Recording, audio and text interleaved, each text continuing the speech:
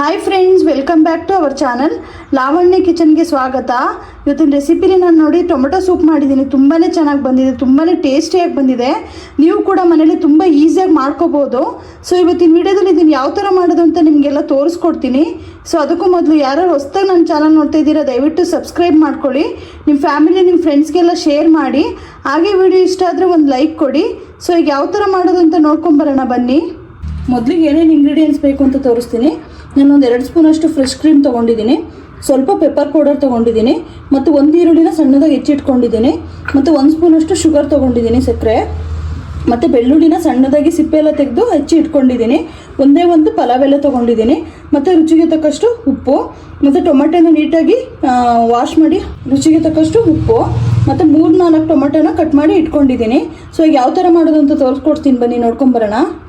ಪ್ಯಾನ್ಗೆ olive oil ಹಾಕೋತಾ ಇದ್ದೀನಿ, ಒಂದು 2 ಸ್ಪೂನಷ್ಟು. ಸೊ ನೀವು ಬೆಣ್ಣೆ ಯೂಸ್ ಮಾಡ್ಕೊಳ್ಳಿ, ಆಲಿವ್ ಆಯಿಲ್ ಆಗಲ್ಲ ಅಂತ ಹೇಳಿದ್ರೆ. ಸೊ ಇದನ್ನು ಸ್ವಲ್ಪ ಬಿಸಿ ಆಗಕ್ಕೆ ಬಿಡೋಣ.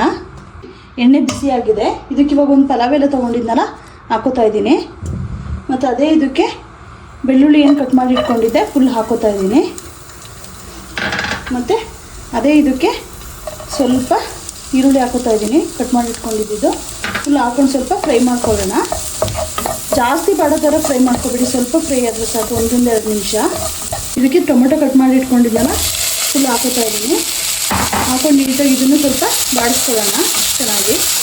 ಟೊಮೆಟೊ ಹಾಕಿ ಒಂದು 2 ನಿಮಿಷ ಫ್ರೈ ಆದ ನಂತರ ಇದಕ್ಕೆ 1 ಕಪ್ಪಷ್ಟು ಸಣ್ಣ ಕಪ್ಪಲ್ಲಿ ನೀರು ಹಾಕೊಳ್ಳೋಣ.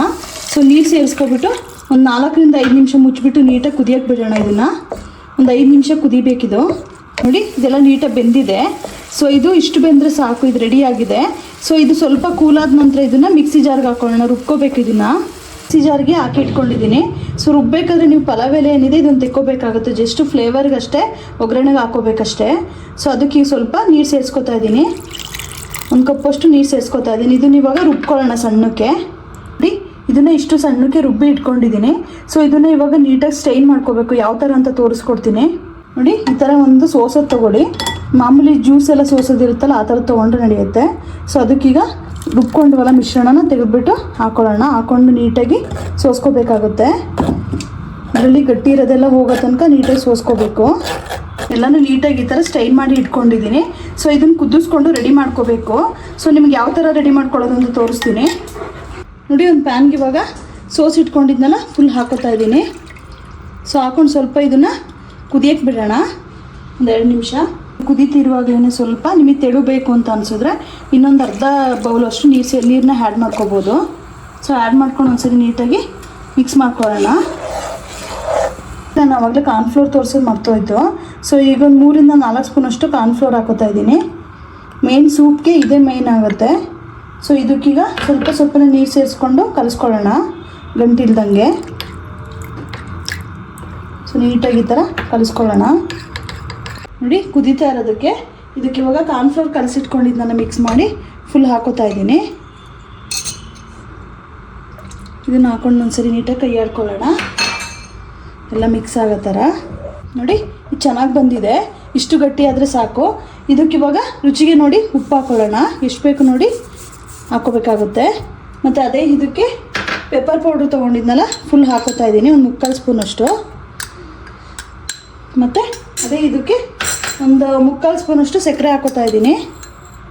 ಸೊ ಈಗೆಲ್ಲನೂ ಹಾಕ್ಕೊಂಡು ಮಿಕ್ಸ್ ಮಾಡ್ಕೊಳ್ಳೋಣ ನೀಟಾಗಿ. ನೋಡಿ ಎಲ್ಲ ಹಾಕ್ಬಿಟ್ಟು ನೀಟಾಗಿ ಮಿಕ್ಸ್ ಮಾಡಿ ಕುದಿಸಿದ್ದೀನಿ. ಸೊ ಇದು ರೆಡಿಯಾಗಿದೆ. ಈಗ ತೆಗೆದುಬಿಟ್ಟು ಒಂದು ಬೌಲ್ಗೆ ಹಾಕ್ಕೊಳ್ಳೋಣ ಇದನ್ನು. ಸೊ ಫೈನಲಿ ಟೊಮೆಟೊ ಸೂಪ್ ರೆಡಿಯಾಗಿದೆ. ಸೊ ಒಂದು ಬೌಲ್ಗೆ ಹಾಕಿ ಇಟ್ಕೊಂಡಿದ್ದೀನಿ. ಸೊ ಇದಕ್ಕೆ ಸ್ವಲ್ಪ ಮೇಲ್ಗಡೆಗೆ ಫ್ರೆಶ್ ಕ್ರೀಮ್ ಹಾಕ್ಕೊಳ್ಳೋಣ. ಸೊ ಫ್ರೆಶ್ ಕ್ರೀಮ್ ಬೇಕು ಅಂತ ಹೇಳಿದ್ರೆ ಹಾಕ್ಕೊಳ್ಳಿ, ಆಪ್ಷನಲ್ ಅಷ್ಟೇ. ಸೊ ಬೇಡ ಅಂತೇಳಿ ಸ್ಕಿಪ್ ಮಾಡ್ಕೋಬೋದು. ಸೊ ಫೈನಲಿ ಟೊಮೆಟೊ ಸೂಪ್ ರೆಡಿಯಾಗಿದೆ. ತುಂಬಾ ಟೇಸ್ಟಿಯಾಗಿ ಬಂದಿದೆ. ನಾನು ಟೇಸ್ಟ್ ಮಾಡಿ ನೋಡಿದೆ. ಸೊ ಹೊರಗಡೆ ಎಲ್ಲ ಕುಡಿಯೋದಕ್ಕಿಂತ ಮನೇಲೇ ಮಾಡ್ಕೊಳ್ಳಿ, ತುಂಬಾ ಈಸಿಯಾಗಿ ಮಾಡ್ಬೋದು. ಸೊ ನೀವು ಮಾಡ್ಕೊಂಡು ಹೇಗಿತ್ತು ಅಂತ ಹೇಳಿ ನನಗೆ ಕಮೆಂಟ್ ಮಾಡಿ ತಿಳಿಸಿ. ಇದೇ ಥರ ನಾನು ವೀಡಿಯೋ ವಾಚ್ ಮಾಡ್ತಾಯಿರಿ, ಒಳ್ಳೊಳ್ಳೆ ರೆಸಿಪೀಸ್ ಮಾಡಿ ಹಾಕ್ತೀನಿ. ಇಷ್ಟೊತ್ತು ನಾನು ವೀಡಿಯೋ ವಾಚ್ ಮಾಡಿದ್ದಕ್ಕೆ ಧನ್ಯವಾದಗಳು.